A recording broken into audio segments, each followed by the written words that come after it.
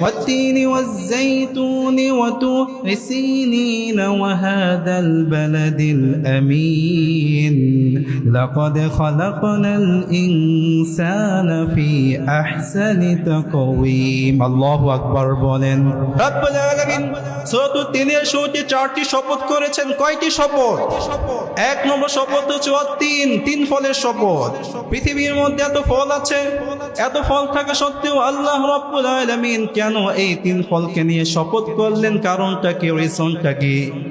এজন্য ইমাম খাযিন তাফসীরে খাযিনের মধ্যে আয়াতের ব্যাখ্যায় লিখেছেন লিআন্নাহা ফাকিহাতুন নাযালাত মিনাল জান্নাতি ইলাদ দুনিয়া, নিশ্চয় এই তিন ফল জান্নাত থেকে এই পৃথিবীর মধ্যে আগমন করেছে।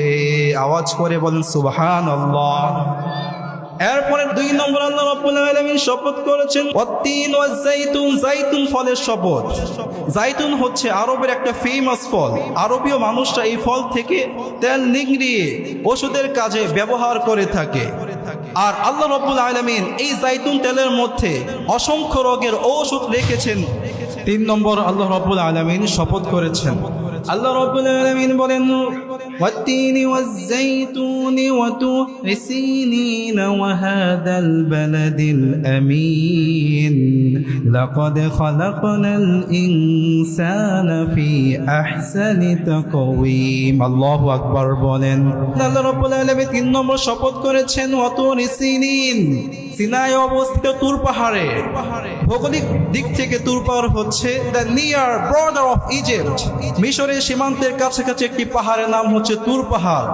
আল্লাহ রাব্বুল আলামিন কেন তুর পাহাড়ের মাধ্যমে শপথ করলেন? এর কারণটা কি, রিজনটা কি?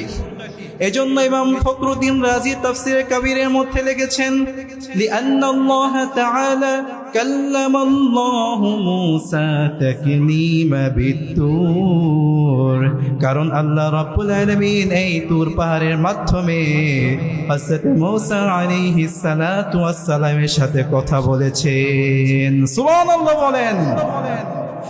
এরপরে আল্লাহ রাব্বুল আলামিন চার নম্বর শপথ করেছেন হাদাল বালাদিল আমিন, দি সিটি অফ সিকিউরিটি। আল্লাহ রাসূল সাল্লাল্লাহু আলাইহি ওয়াসাল্লামের মাতৃভূমি, নিরাপদ ভূমি মক্কা নগরীর শপথ আল্লাহ করেছেন।